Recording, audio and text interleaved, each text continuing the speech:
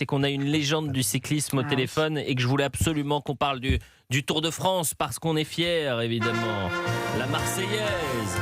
La Marseillaise pour recevoir Bernard Thévenet, double vainqueur du Tour de France 1975 et 1977. Vous avez publié un livre, Bernard Thévenet, Parcours de vie.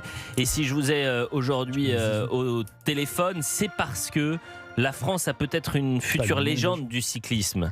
Paul Sexas, qui a triomphé au Pays Basque et qui brise une sorte de malédiction française. Bah oui, ça faisait depuis 2007 que les Français ne s'étaient pas imposés par étapes, dans une course par étape au World Tour. Il fallait revenir à Christophe Moreau et Paul Sexas a 19 ans.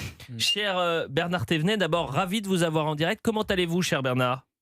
Ça va, merci, ça va. Ah, cette voix qu'on a pu entendre des années et des années pour le Tour de France. Paul Sexas, si je vous dis Paul Sexas, vous me répondez quoi, Bernard Thévenet ? Qu'est-ce que je peux dire ?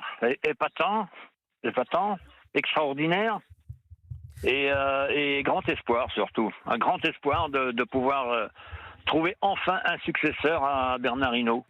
Et un de vos successeurs également, cher Bernard Thévenet. Et si vous étiez son plus proche conseiller, son manager, vous lui diriez quoi ? Va sur le Tour de France cet été ? Alors là, c'est très difficile de répondre à cette question parce que moi, franchement, personnellement, je dirais non, t'es trop jeune, n'y va pas. Mais comment dire, son staff, son équipe a des données que nous n'avons pas. Hein, donc, je pense que si ils l'inscrivent sur le Tour de France cette année, c'est parce que ils ont fait le calcul, ils savent que il pourra bien se comporter. Parce que ce serait vraiment une erreur de l'emmener sur le Tour de France. J'en ai pas certain qu'il ferait une grande performance. Bien sûr, Bernard Thévenet est en direct avec nous, double vainqueur du Tour de France 1975-1977. Bernard Thévenet, à Paul Sexas, pour qu'il remporte le Tour de France, c'est quoi le petit truc en plus, la recette, disait Estelle Lafont.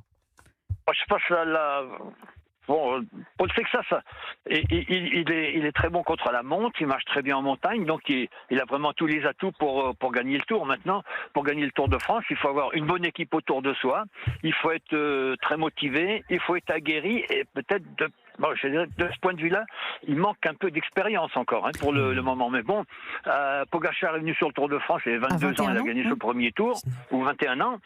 Donc, il n'y a pas de raison que Paul ne s'habitue pas à ces vicissitudes, ces sacrifices qu'on doit faire pour pouvoir gagner le Tour de France. Mais Bernard, moi j'essaye de comprendre, est-ce que vraiment on n'avait jamais vu un tel espoir ces 10, 15 dernières ou 20 dernières années dans le cyclisme français ?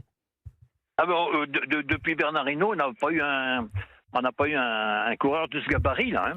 On a eu ces dernières années, on a eu Bardet, on a eu Pinot, mais il leur manquait un petit quelque chose, soit dans un contre-la-montre, soit de pouvoir finir très très bien le Grand Tour. Alors qu'on a l'impression que Paul Sexas, lui, maîtrise assez bien la totalité. Quand on voit comment il était sur ce Tour du Pays Basque là. Et, bon, il n'a jamais été vraiment en difficulté, mais même dans les il panique jamais. Et il est toujours bien à sa place. Et quand il s'exprime toujours bien. Il voit toujours très bien la course. Il la voit de façon très claire. Donc, il a en plus de son talent une vision. C'est ça, c'est un gros avantage quand même quand on peut être décontracté, on a la vision beaucoup plus claire de la course. Une dernière question, Bernard Thévenet. En face de lui, il y a quand même le favori parmi les favoris des favoris, la puissance atomique, Pogačar. Est-ce qu'il peut rivaliser avec Pogačar ? C'est ça que vous me dites ? Je peux rivaliser. J'ai un petit peu peur, moi. Je vous dis justement, j'ai un petit peu peur de la différence d'expérience entre Pogačar et Paul Sexas. C'est sûr, de ce point de vue-là, Paul sera désavantagé. C'est pour ça que vous êtes prudent, Bernard Thévenet. 4 Tours de France, Bernard Thévenet, merci d'être avec nous en direct donc sur Europe 1 pour Elliott Deval et vous. Le Tour de France, ce sera à suivre cet été. À celui qui vous dit « Oh, le Tour de France...